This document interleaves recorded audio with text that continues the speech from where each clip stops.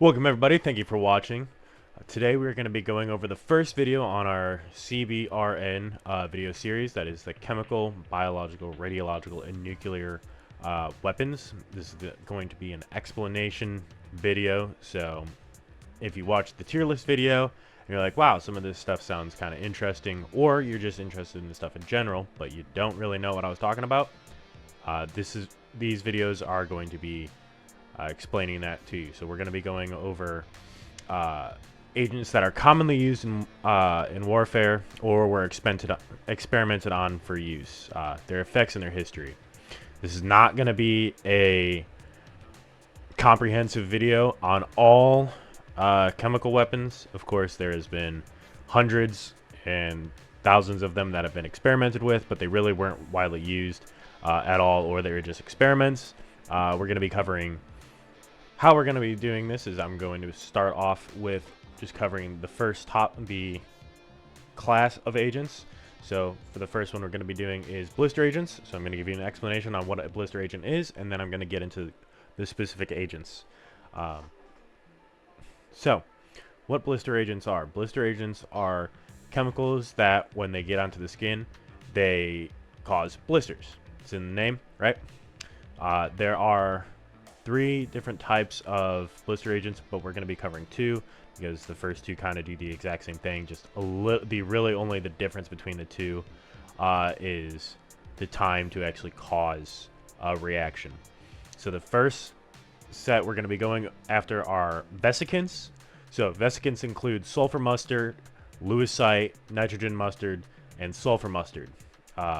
So what vesicants do, they were first used as chemical weapons during World War I. These are some of the first chemical weapons that were used in modern warfare in history. This started in 1917.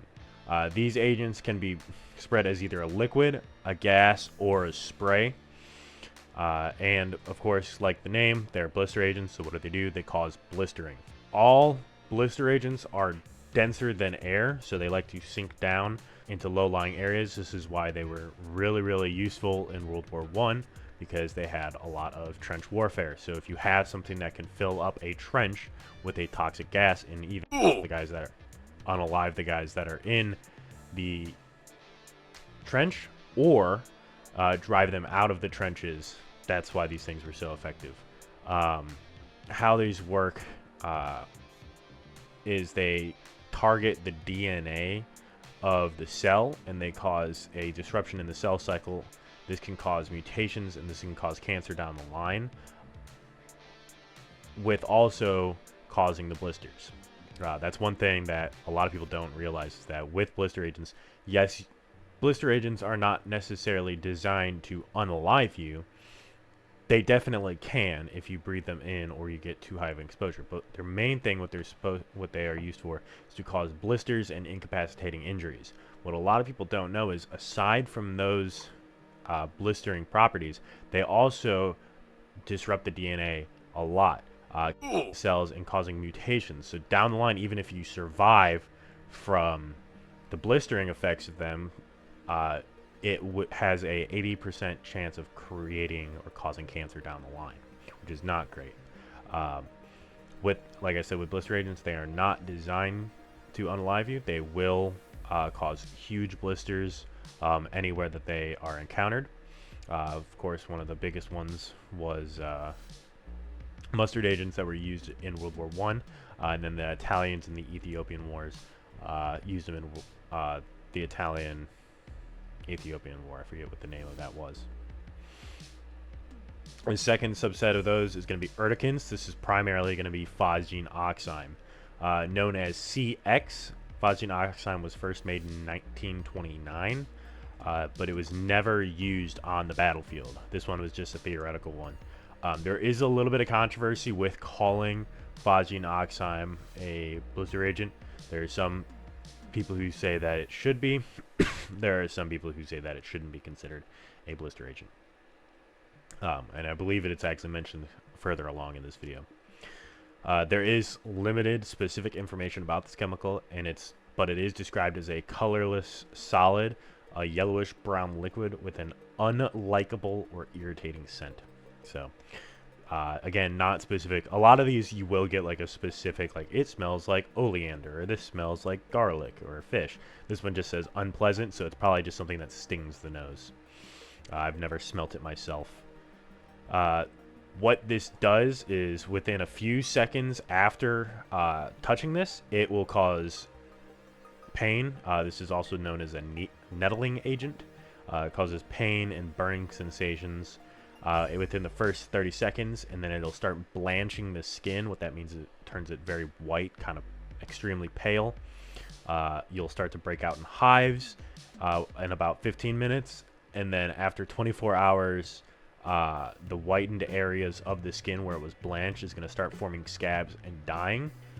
This is equivalent to like a 3rd-degree burn after the fact, and it will burn the skin off, and it creates cell death pretty quickly.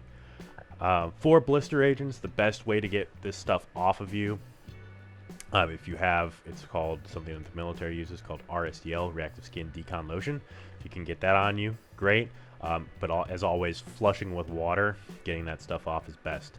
As for blister agents, I know everybody loves popping blisters, but you do not want to do that, especially with something like this, because they are so massive, it is going to cause an infection. So we don't want that. Nerve agents. Nerve agents, we commonly know them by their name, nerve agent, but they also go by organophosphate. This is because of, in the chemistry of them, they always have a phosphorus portion to them. Sarin, like other nerve agents, works with being an acetylcholinesterase inhibitor. Acetylcholinesterase is an enzyme that degrades the neurotransmitter acetylcholine after it's released into the synapse. Now I'm going to get kind of sciencey. I'll put up some graphics for you guys to explain how this works. So basically, normally, acetylcholinesterase is released into the neuron to stimulate a muscle. So I have my arm here. I contract the muscle. That is it being stimulated. After it's degraded, so my brain will then release the acetylcholinesterase to the muscle to relax it, I can relax it. A buildup of acetylcholine in the synapse, so not being able to get that message in there to relax, will cause issues, of course. So again, I have my hand, I contract it, I can't get that signal to degrade, so it keeps getting tighter and tighter and tighter. So not only is this going to cause important muscles like your heart and your diaphragm, 2 of the most important muscles that you have, to seize up. So if your heart seizes up, that's a heart attack. Your diaphragm seizes up, you can no longer breathe. So if you have your muscle, we've heard it 1,000 times before, that someone using 100% of their muscles can flip a car. If you're using 100% of your muscles because you can't relax them, you're going to end up breaking your bone, because if the bone or muscle is strong enough to grab onto the bone and it's not going to tear, it's going to end up breaking the muscle. The good thing is that we do have some very specific treatment for this. This is known as an ATNA, or Antidote Treatment Nerve Agent Autoinjector. And we have CANAs, which is the Convulsive Antidote Nerve Agent. These 2 things are really, really good at reversing the side effects of nerve agents. So with these, we have 3 different types of nerve agents. The first one is a G-series. G-series is thus named because the German scientists that first synthesized them. G-series agents are known as non-persistent. Now, non-persistent is not specific to nerve agents. This is a whole chemical weapons thing. Non-persistent means that it's not going to stay in an area for longer than 24 hours, or it's not going to be active in an area for longer than 24 hours. So all the compounds in this class, so all of G-series, were discovered and synthesized during or prior to World War II by scientists working at the IG Farben factories in Germany. The first nerve agent ever synthesized was GA, or Tabin, in 1936. GB, which is sarin, the one that we most commonly know with G-series, that was discovered in 1939. Followed by GD, which is Somin, in 1944. And then we have an obscure one, which is GF, which is cyclosarin, which is in 1949. Cyclosarin wasn't really looked into that much.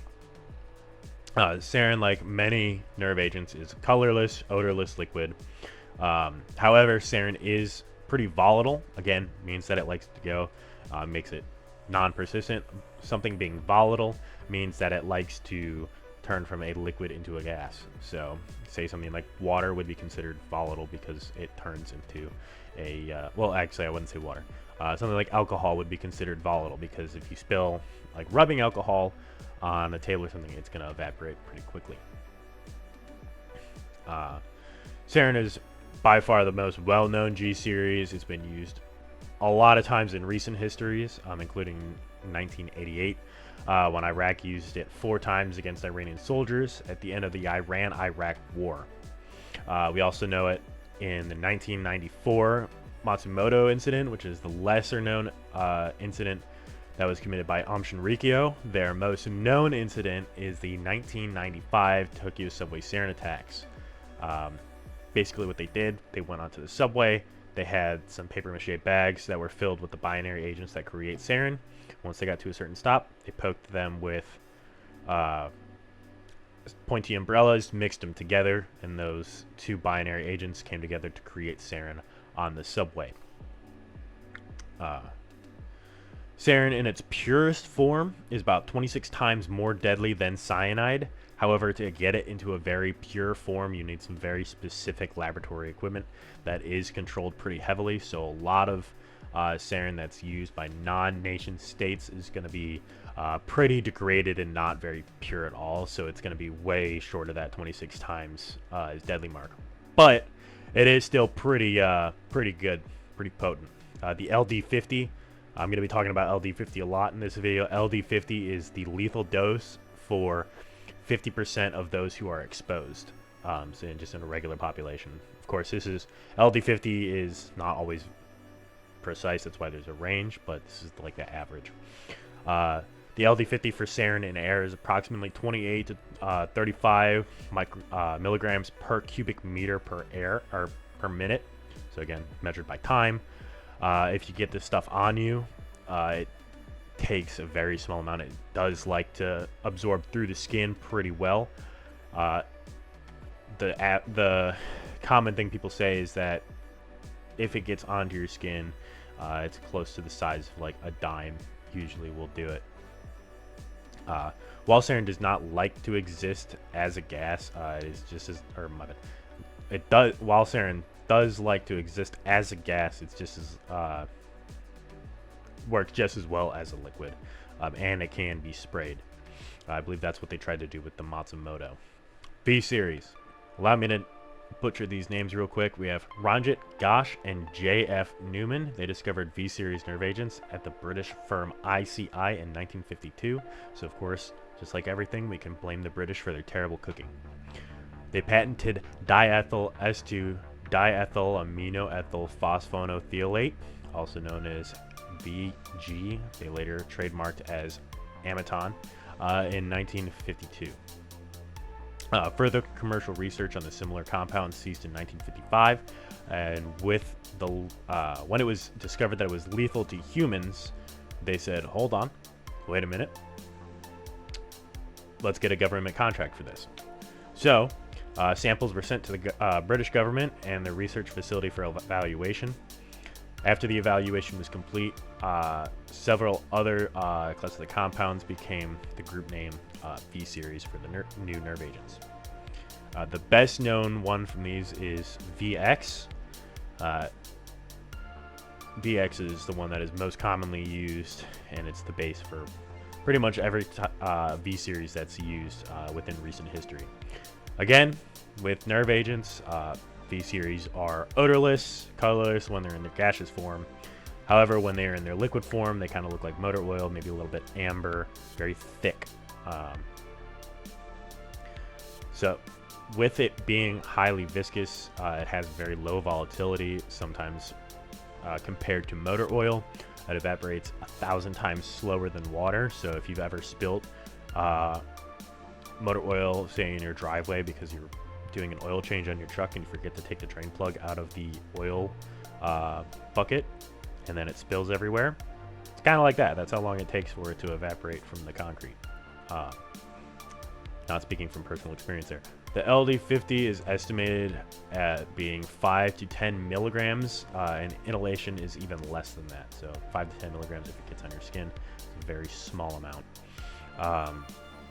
Some V-Series agents can be deployed as binary agents. Again, binary agent, this is an agent where you take two less than lethal compounds and then you make them KIF, and then they become something even worse. The most famous one of these that was used was actually pretty recently, February 13th, 2017, in the, I believe it was the Malaysian airport. Two women that they thought they were on a prank show, they got hired by some guys. The prank was, hey, run up to these people and smear this stuff on their face. And they had done that to a couple people in that airport with non-binary agents, but when they saw their target, which was Kim Jong-un's brother, his half-brother, Kim Jong-nam, the two women were given binary agents for VX. They smeared it on his face, and then he suffered, of course, poisoning from VX, blurred vision, trouble breathing. He ran to the police. They didn't know what was going on, so they couldn't give him acetylcholine or an Atna, and he ended up dying. There's a really good documentary about this. It's called about the assassination. It's called Assassins in all caps on Amazon Prime if you want to check it out. There's also some pretty good YouTube documentaries about it. There's other uses not so recent. VX thankfully has never been used in large scale attacks. It's really ever just been assassinations or something small. There have been remnants of VX found that were supposedly going to be used for wide-scale use, specifically in 1988. There was some remnants of VX that was detected on warheads that were used by Saddam Hussein against the Kurds, but it was never confirmed that the agent was actually released. In 1994 and 1995, Amr Rikio, again, they used VX on 3 of their own people, testing it, but those people did pass away, but they never used it on an actual attack. A-series nerve agents. A-series nerve agents also go by the Russian name of Novichok, which translates to either newcomer or novice. They are known to NATO countries as A230, A232, or A234. And there are some others, but I cannot confirm what those names are. With these, there is not a lot of open source information about these. These are Russian in origin. They are exclusively made by the Russians, possibly North Koreans now, but we can't confirm that. The Russian government violently denies that these are ever used and that they have ever used these at all, but NATO knows about them and can definitely say that yes, the Russians are making this stuff. With them, they are technically were not banned by the Chemical Weapons Convention because the specific wording in the Chemical Weapons Convention says specifically that organophosphates were banned. Technically, A-series were not classified as organophosphates, so the Russians were saying, oh, this is not illegal, we can use this, which is a dumb excuse. That is, Russians saying that this is technically not a nerve agent because it's not an organophosphate is on the same level of a sovereign citizen saying, I am traveling, not driving, therefore I can run over this crowd of people, officer. The same level of dumb for the Russians on that. Really stupid. It's a nerve agent. It's illegal. We have since amended the Chemical Weapons Convention, so no longer not illegal. This has been used in a couple of poisonings. Again, the Russians want to say that it is not confirmed. They didn't use this, but it's pretty widely known that these things have been used. The first one, and I'm going to butcher some of these names because I do not speak Russian. The first one was Ivan Kavaldi, and then Zara Ismailova. They were poisoned by this stuff. I am not certain if they died or not. What we can confirm is Sergei and Yulia Skripal. They survived, and Alexei Navalny, who unfortunately did not survive. Well, I think he survived the poisoning, but didn't survive past that because he went back to Russia after being poisoned, which that's a rant for another day. And then an accidental poisoning of a British couple. Unfortunately, that happened at the same time as the Sergei and Yulia Skripal. Basically what happened with that, so how the Russians deployed This stuff are Sergei and Julius Kripal. They sprayed it on their door handle when they left for the day. They ended up getting dosed. They passed out in an area that was known to have a lot of tweakers. People just thought that they were tweakers. Eventually, they called 911, or I guess 999 over there. Got them treatment. They survived. However, the vessel that this stuff was contained in looked like a designer perfume, and so the Russians just discarded it in the trash because, you know, they're not going to take it with them wherever. And there was a husband who was dumpster diving, found this super expensive, supposedly designer perfume, brought it home for his wife. She put it on. She's like, wow, this kind of sucks. I can't really smell it. And then she started having an adverse reaction. And then because the stuff is so potent, the guy ended up getting dosed, and both of them unfortunately passed away, which sucks. So the Russians, again, being competent as they are, only managed to get a random British dumpster diver and not the actual intended targets. Good job, you guys. You're very smart. Give a hands up for you guys. The Alexei Navalny, that one was crazy. There's actually video of him freaking out on a plane. I don't want to say it's cool, but it's like, wow, now that I know like what that is, because we've seen like people freak out on planes, right? Like airport psychosis is a thing. People freak out on planes. That one was actually something that was crazy. They supposedly put it in his underwear, and he got poisoned that way. And he survived, but then he died because they sent him back to Russia, or he went back to Russia and then got put in a gulag. And then they say he died from. They said it was something natural like pneumonia, and it's like, okay, yeah, definitely, yeah, right, okay, I believe that. Again, this stuff not confirmed because Russia is the only ones who for sure know about this stuff, and they have not come out and admitted fault for it, so it can only be speculated. These agents have been synthesized since the 1970s. NATO intelligence has known their existence since the 90s, but we didn't have any data on them. It wasn't until 2016 that some Iranian chemists synthesized 5 of the 7 known agents, and they were able to get mass spec data on them. Mass spectrometry is basically being able to identify the actual chemical makeup of this stuff, like looking at the molecule and being able to say, like, this is phosphorus, this is nitrogen, or whatever. We didn't have that data until 2016. And again, because we didn't have that data until 2016, the LD50 of this stuff really wasn't known. It's speculated now that the LD50 for something like A234 is 0.2 milligrams and is below 0.1 milligrams for A230.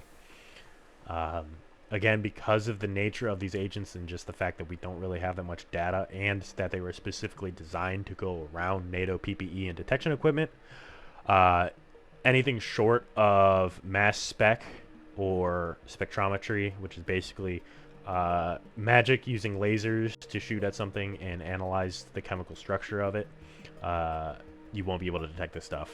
Or a tissue sample going to a lab, or an enzyme analysis, again happening at a lab. Choking agents. Choking agents are chlorine-based agents. What they do is they cause damage of the cells in your lungs and other places through pretty much just a chemical reaction of the base chlorine to create hydrochloric acid on wherever.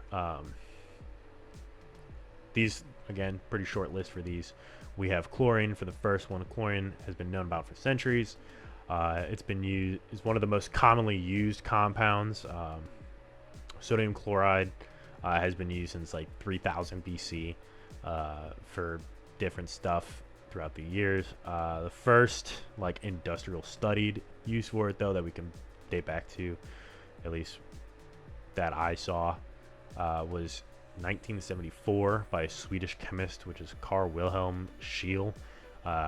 He was the first one credited with the discovery of chlorine gas. Chlorine gas is also known as a birthlight in World War I. It was used as the first modern chemical weapon in World War I by the Germans, specifically on April 22nd, 1950, in the Second Battle of Ypres. This is the most famous one, where there's all those photos. Basically, they took a bunch of chlorine cylinders, opened them all when the wind was blowing towards the, I believe it was French trenches, and it released this giant cloud that basically acted as an eraser and just swept, I believe it was 5 or so miles onto the battlefield and just erased all life that was in that area. It got rid of all of the French that were in the clouds. It got rid of vegetation, birds, anything. It just looked like took an eraser, just went through and got rid of that entire portion of the battlefield. It was described by soldiers as having a distinctive smell of pepper mixed with pineapple, with a metallic smell that stung in the back of your throat and chest. The actual mechanism for how this stuff works is when chlorine, chlorine exists chemically as Cl2. It likes to have that double bond. When Cl2 comes in contact with something like H2O, it takes the takes the H, that chlorine takes the H, creates HCl, which is hydrochloric acid. So if you get this stuff on you, thankfully we don't have any H2O on our bodies. We just have water. It'd be really bad if we were made out of H2O, because anywhere that you did have H2O on your body would be acid, and not the good kind of acid, the horrible, bad type of acid. It was pioneered by the German scientist, later to be a Nobel laureate. I don't know what that is. Probably something to do with sciencey smart people. Fritz Haber and Kaiser Wilhelm Institute in Berlin, in collaboration with the German chemical conglomerate IG Farben. We talked about them earlier. They were the guys that synthesized G-series nerve agents. Basically, they were developing developing chlorine. This was pretty well understood by that time, but they were developing the dispersal agents on how to use this stuff. So artillery shells, grenades, just gas cylinders, all that is what they were researching.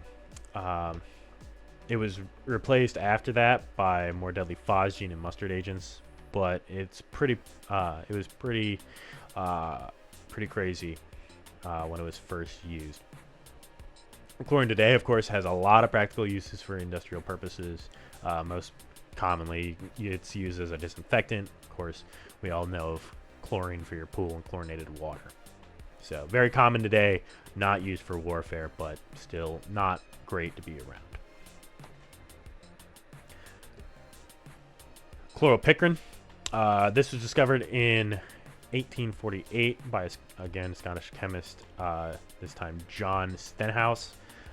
He was prepared it by a reaction of sodium chlorate with picric acid. In World War I, the Germans used concentrated chloropicrin against the Allied forces as tear gas. It's not as lethal of a chemical agent, but it does induce vomiting, and it forced a lot of the soldiers to remove their masks because they started vomiting. So if you deployed this, they would start vomiting, and then you would have something more deadly like the phosgene. Vomiting causes you to take off your mask, and then you breathe in something crazy like the phosgene. Boom, you're having a really, really bad time, really, really bad day.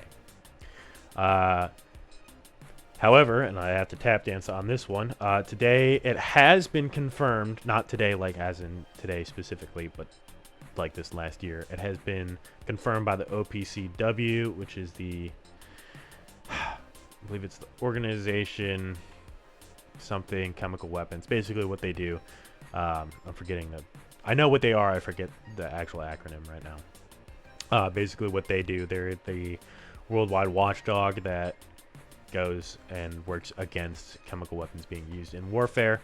They confirmed that chloropicrin has been used in the very well-known ongoing conflict that I'm told by YouTube I'm not allowed to mention by name. That thing, it has been used because what it does is, again, it's not super deadly, but if you deploy it and you don't have a mask on, you want to get away from that stuff because it stings and it's not fun to be around. So if you're in, say, a trench, this stuff is used. You don't have a mask, you run out of the trench. Now you don't have any cover, and then now things can get you. Or if you do have a mask and it's used, if enough of it is used, it can push out the oxygen, and then no oxygen. Gas masks cannot create oxygen, so if there's no oxygen in the area to filter, it does have its actual legitimate uses. Chloropicrin is used in agriculture. It's really good as a soil fumigant, and it's also used as a broad spectrum antifungal and antimicrobial spray. So it does have some industrial uses. I believe most of the choking agents do.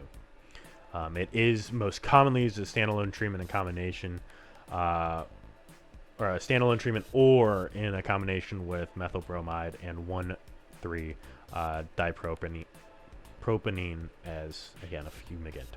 So, again, it does have its legitimate uses. Blood agents. Blood agents are pretty cool, specifically because of how they work. Blood agents are specifically an inhalation hazard. So they're almost always employed as an aerosol or gaseous forms. They work by being absorbed through the lungs into your blood system of the unfortunate soul who ends up being around them without a gas mask.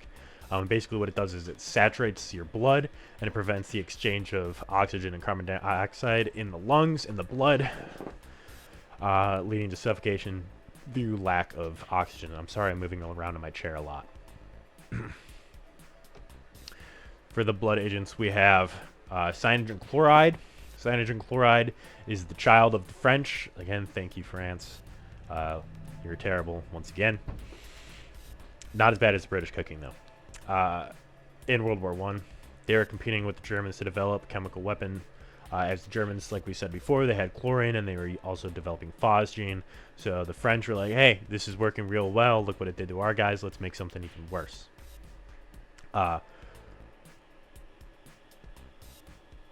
The French were the only country that were trying to use a non-cyanide base, or my bad, that were trying to use cyanide-based poisonings. They were moving away from using specifically chlorine-based. However, they did use chlorine in this sense, the chloride. It did prove to be effective. Cyanogen chloride was a colorless gas with a very pungent odor. Again, I did not see like a specific, like it smelled like germaniums or anything. They just said that it was very pungent.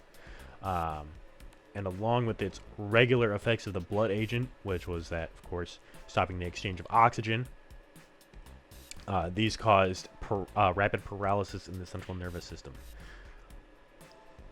Due to the gas mask filters being primarily made of charcoal at the time, they proved to be ineffective, as the cyanogen chloride would saturate the filters and eventually push through. This is why it got its name. That's used even today as CK, or canister killer. Due to its high volatility, there is not really a need for surface decon, and that's same for most blood agents. You don't really need to worry about doing a surface decon, because by the time this stuff would cause issues on you, it's already going to be gone. It does not like to stick to surfaces or anything like that. The United States also added it to their chemical warfare arsenal in World War II, and they plan to use it against the Japanese hiding in their caves, but they didn't use it, because President Harry Truman decided that instead of using chemical weapons, we would go with a much more humane and much safer option for combating the Japanese, which is deploying 2 portable suns on them, which did the job. Hydrogen cyanide. This was first discovered in 1752 by French chemist Pierre Macquer. It was originally known as prussic acid, due to it being created through the process using Prussian blue, which is a blue compound that looks pretty cool. It was originally used as a precursor to sodium and potassium cyanide, which is used in gold and silver mining and or for electroplating, and it is still used to this day. It's also used as a fumigant against a wide variety of pests for food production facilities. I'm not sure if it's still used today, but it definitely was used back in the day. It was also used as it is a cyanide. It was first used by the French in 1916 in World War One, and it was used by the United States and Italy in 1918. Unlike cyanogen chloride, hydrogen cyanide is lighter than air. So as where cyanogen chloride likes to stick low to the ground, hydrogen cyanide is lighter, so it likes to disperse rapidly. So it's really not effective in open air at all. It's way more effective if it's used in something like a building that is very confined space. Cyanogen chloride also has a second name that's not really used anymore, but it was also called by the Germans as Zyklon B. Incapacitating agents. These ones are my second favorite because it's just drugs, but weaponized, so it's fun. They are not designed to permanently induce forever sleep, but they are designed to take the enemy out of the fight, causing minimal harm, so that you can just walk in and take over an area, which is probably why they're my favorite. There's also been a huge amount of research into these things, and watching all of the research videos are almost always hilarious. The first section we're gonna, and again with this stuff, there is a lot of these. Again, these are weaponized drugs. How many drugs are there in the world? So we're just going to cover one, maybe two per subset of these. The first one, Deliriants. This one is American. It's called BZ.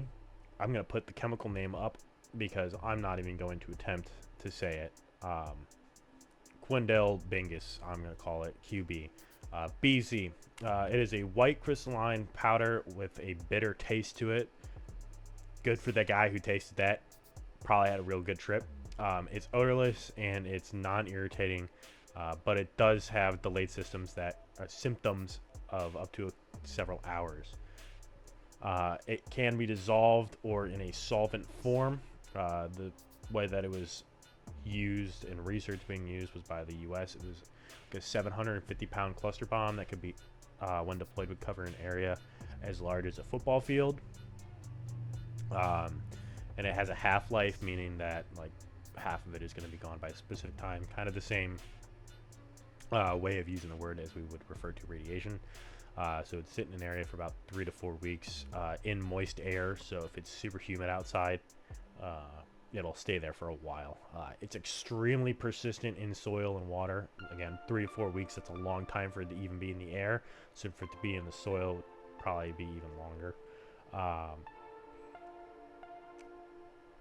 It's very potent, anticholinergic. I'm going to put the definition of that up on the screen. And it's works through an effect as anticholinergic toxidrome, causing both psychological and physiological effects, with most incapacitating effects being a state of delirium characterized by cognitive dysfunction, hallucinations, ankylosis, and the inability to perform basic tasks. Data from more than 500 reported cases of accidental atropine overdose and deliberate poisoning showed that the LD50 is estimated to be 450 milligrams, but there's not a lot of human testing that was done on this stuff, so it's just an estimate. The funniest thing with this is that it did work really well as a incapacitating agent. In the research, and it was like, wow, this is really good at knocking people out and all that. However, the amount that would start to cause those really desirable effects was also very close to the amount that would cause kidney failure. So not great when you're trying to harmlessly knock people out, and then you also shut down their kidneys and then they die through that way. So not great, and that's why it was never used. Stimulants. Caffeine. That's a stimulant. That there was such a thing as weaponized caffeine way back in the day, but that was for small uses. The real good stimulant that everyone knows about, methamphetamine. Methamphetamine was discovered in 1893 by a Japanese chemist named Nagayoshi Nagi. In low, moderate doses, methamphetamine is evaluated can elevate your mood, increase alertness, concentration, and energy in fatigued individuals. However, it also reduces appetite and promotes weight loss. This is why it's used to control ADHD. However, at very high doses, it can induce psychosis, breakdown of skeletal muscle, seizures, bleeding in the brain, and among other things. So, if anyone ever says that your ADHD medication is just methamphetamine, it is. It is low dose methamphetamine, 100%. It's very effective at what it does. It is actually the most effective stimulant out there. There's also one other medicine.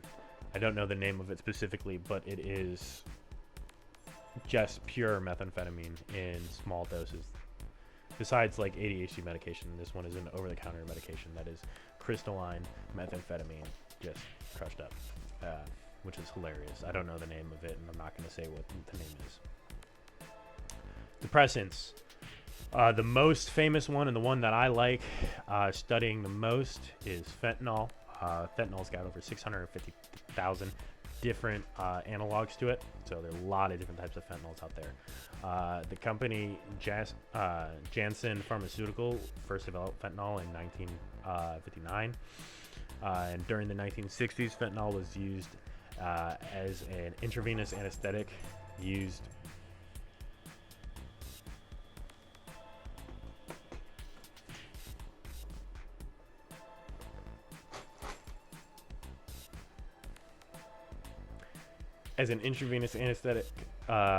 called Sublamaze. It's highly potent. Synthetic pepridine opioid is what it is technically called. It's primarily used as a pain medicine. It's one of the best pain medications out there. Fentanyl lollipops, which I was very disappointed to learn, are not just cherry flavored lollipops that have fentanyl in them. They just look like a Q-tip that you suck on. Very good for first responders to use if they ever need pain medications, because it is 30 to 50 times more potent than heroin and 100 times more potent than morphine. Nowadays, fentanyl consists of the majority of all drug overdose deaths in the United States since it overtook heroin in 2018. I talked about this a little bit in my tier list video. If you grew up in the early to mid 2000s with the opioid crisis is no longer a thing. It is solely a fentanyl crisis. I believe it is up to 80% of all drug-related deaths and overdoses nowadays are due because of accidental fentanyl exposure. The United States National Forensic Laboratory estimates that fentanyl reports by federal, state, and local forensic laboratories increased from 4,697 reports in 2014 to over 117,045 reports in 2020, and it's only getting growing more. One of the most famous incidents that many may not realize was fentanyl was the 2002 Moscow hostage theater crisis. Very brief synopsis of the event was that in October 23, 2002, in the Dubovka Theater in Moscow, it was taken over by Chechen scarists. This resulted in them taking 912 hostages. The scarists had S-vests on, and they also rigged the entrances and exits, basically making it nearly impossible for Russian special forces and SWAT teams to enter into the building to take out the scarists and save the hostages. How the Russians resolved this was they pumped in carfentanil, which is, so we talked about fentanyl being 100 times more potent than morphine. Carfentanil is 10,000 times more potent than morphine. So they pumped an aerosolized version of this through the vents. Well, it was either carfentanil or remifentanil, one of the two, I forget. I don't think it's known exactly what variant it is. Both of them very, very potent. Through the air vents, which rendered most of the hostage takers and the hostages unconscious. There was a couple of them that had respirators, so they were able to not pass out. However, they did take in a little bit of that stuff, so they were kind of out of it. After a couple gun battles with the hostage takers, Russian forces has removed all 912 hostages, and they took out all of, I believe it was 42 hostage takers. This is a Russian victory. This is because out of the 912 hostages that they rescued, 132 hostages died from the overdose from the gas, because they didn't really tell them. They didn't tell the authorities that, hey, we used this type of gas and you need to treat them for this. They weren't told. So the people that took too much of it were not given proper treatment.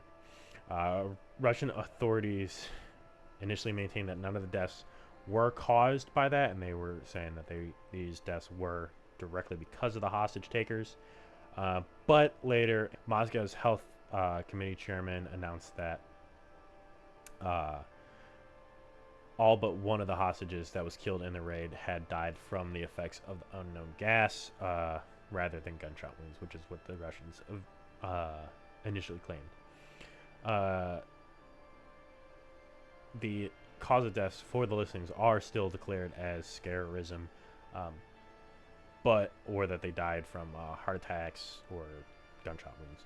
But it is, the current Russian health committee chairman says that, yeah, they did die from overdoses.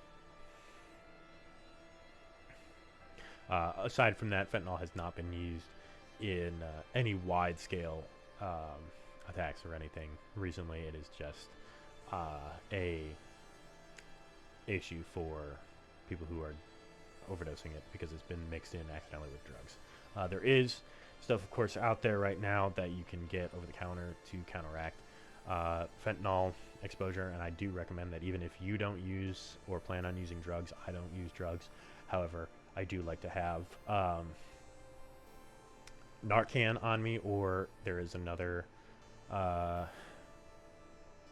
antidote that possibly will be getting released at some time that is more effective than Narcan that I can't speak on.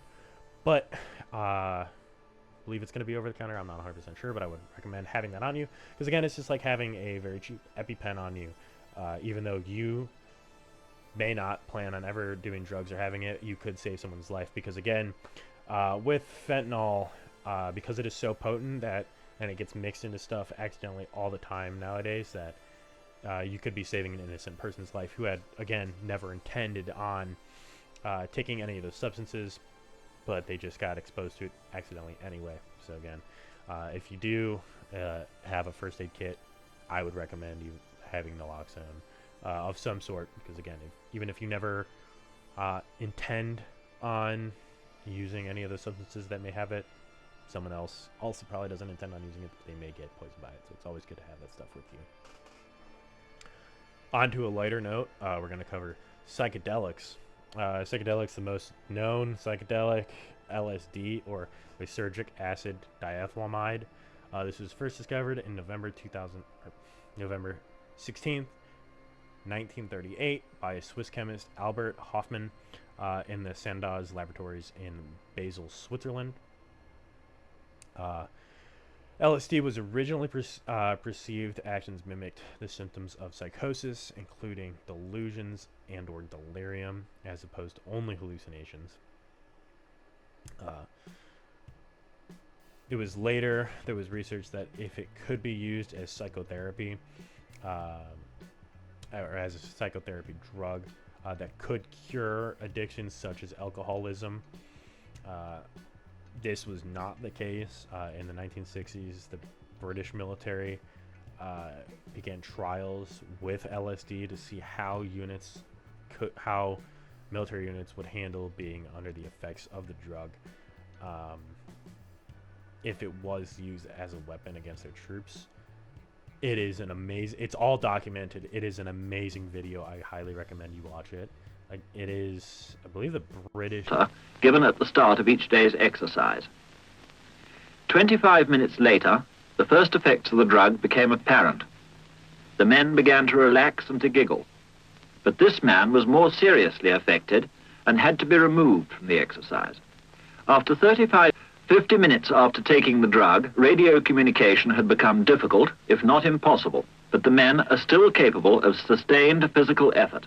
However, constructive action was still attempted by those retaining a sense of responsibility in spite of physical symptoms. But 1 hour and 10 minutes after taking the drug, with one man climbing a tree to feed the birds, the troop commander gave up, admitting that he could no longer control himself or his men.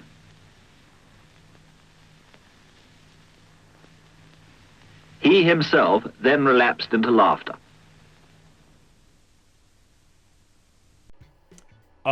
Another famous experiment with LSD is the CIA. The CIA become interested in LSD, and it was the original center of the MK Ultra project.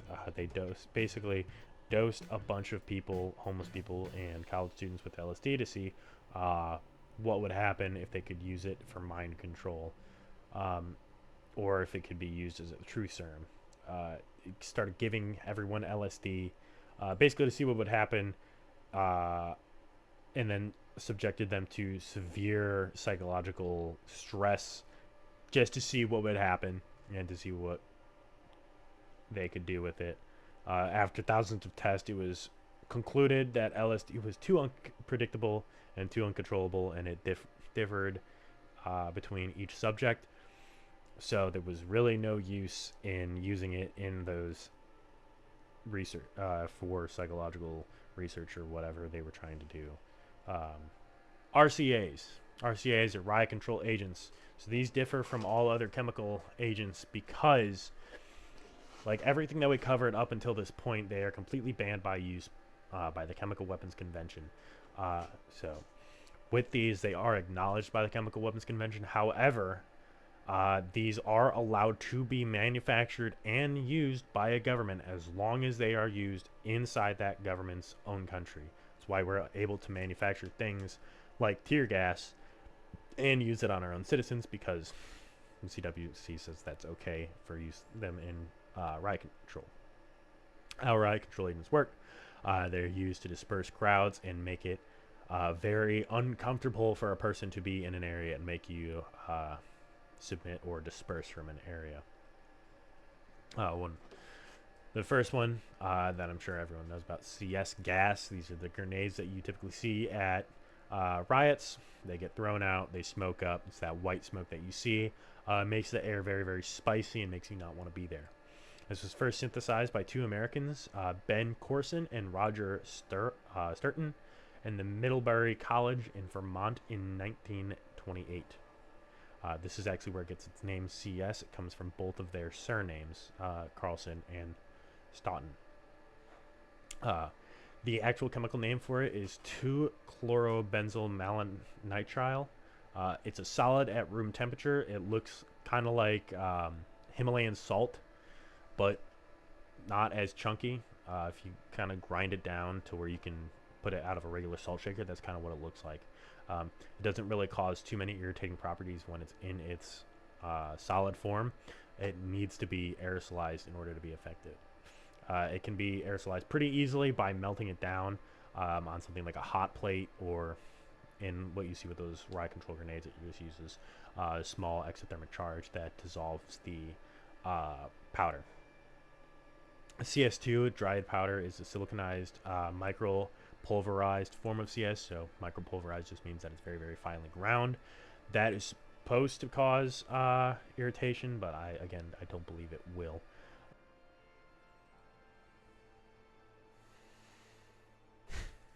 OC spray, or oleoresin capsaicin, is also known as mace, pepper spray, capsaicin spray. This is a lacrimator to tear gas. It's pepper spray, right? So what this stuff does, it's a chemical compound. The actual physical chemical capsaicin So the stuff that makes peppers spicy and all that, this is the chemical form of capsaicin. So pure spicy. If this stuff is in a spray and it gets onto you, it's going to irritate your eyes, nose, again, anywhere that is moisture built up or moisture at all. If you get enough of this in your eyes, it can cause temporary blindness. That's usually through the means of making it so your eyes don't want to open, like because they're so spicy, or just kind of blocking the stuff out. Pepper spray was originally engineered to be used against bears, cougars, wolves, and other dangerous predators, and it was referred colloquially as bear spray. It's still used. Bear spray is still one of the most effective ways to get rid of a bear, even aside from having a gun. Bear spray, super effective. Cameron Loegman was the scientist specifically working with the FBI that first developed it for riot control use in the 1960s. He researched the refined oleoresin capsaicin (OC) spray and the primary active ingredient in pepper spray. CRC, capsaicin, and related capsaicinoids is the general term for these types of agents. Excuse me. CRC is the pain-producing component of OC spray that produces the burning sensation. Personal pepper spray, if you've ever been pepper sprayed by one of those just for fun or whichever. Personal pepper spray usually has a low range from like 0.18% to as high as 3% of that CRC compound. Most law enforcement pepper spray has 1.3 to 2% of those CRCs. There's a couple different ways that this stuff can be dispersed. There's things like foggers, fire extinguisher style streamers, foamers, grenades, gels, and then regular sprays. The full effects of this stuff can last from 20 to 90 minutes of irritation and redness, but it can last up to 24 hours. I have personally experienced OC spray, and it will last a long time. If you get this stuff on you, it is recommended that you take a cold shower. If you take a hot shower, it will reactivate and you will gas yourself out of the shower. It is also recommended that if you do get this stuff on you or your clothes when you are showering, you keep your clothes on, because the clothes will keep it from penetrating or getting on your skin as it washes off. So water comes on, it comes on you. If you keep your clothes on, it will usually keep that stuff away from your skin as it goes down, if you understand what I am saying, from you having a very bad day. It is also said that putting milk and using that to wash it off is effective. Personally, I didn't think that. Using the No Tears baby soap, though, to actually scrub your eyes out, that is pretty effective. But of course, just washing with a lot of water, cold water, will get this stuff off of you. It can, if you let it set on you for a while, it will start to crystallize on your eyes, kind of like if you've ever had like pink eye or something like that. It'll be like pink eye, but 1,000 times worse. Very effective. If I am ever anywhere and someone pulls out OC, say if I'm ever at a protest or somewhere and I don't have any protective equipment on me and someone pulls out OC, I don't care what my beliefs are or what I am doing, I am leaving that area, because that stuff sucks. I would rather go into 100 chambers or 100 buildings filled with tear gas than have to get OC sprayed one more time. That is horrible. Do not recommend. 0 out of 10 funness. Do not do it. The next one is, I saved this for the last, chloropicrin. So we spoke about it a little bit earlier. Chloropicrin is a choking agent. However, it is not a very effective choking agent. So, places like Russia have researched using chloropicrin as a less than lethal RCA. Before the big conflict that we see now is when it was most widely used as a riot control agent, and it was researched and manufactured in large amount. And while it is, again, less deadly in lower amounts, there's oftentimes scenes in riot and stuff like that. If it is dispersed into a large crowd where individuals cannot get away from it in time, or it is dispensed in an area like a building or a low-lying area like a trench, it will push out the oxygen, and or the concentrations will stay high enough that it can cause issues. Again, this was technically, this is a choking agent. It is also an RCA, and it was researched a lot for riot control. That's why they were able to make such a large amount of this stuff without it raising any red flags. So that is all. Well, that is most chemical weapons. Of course, I am sure that I missed a couple out there. If there are specific ones that you want me to talk about or research, please let me know in the comments below. I love researching this stuff. It is a big part of my life. I will be doing more videos in the future. I believe the next video I'm going to be doing is on a recent incident that just took place within the last 2 years, and then I will continue on with the rest of this series. Thank you all for watching. I hope you have a wonderful day. Again, if you have any suggestions on what you would like to see, or other videos, topics that I may not know about, please let me know in the comments below. Thank you so much for watching, and I hope you all have a wonderful day. Peace.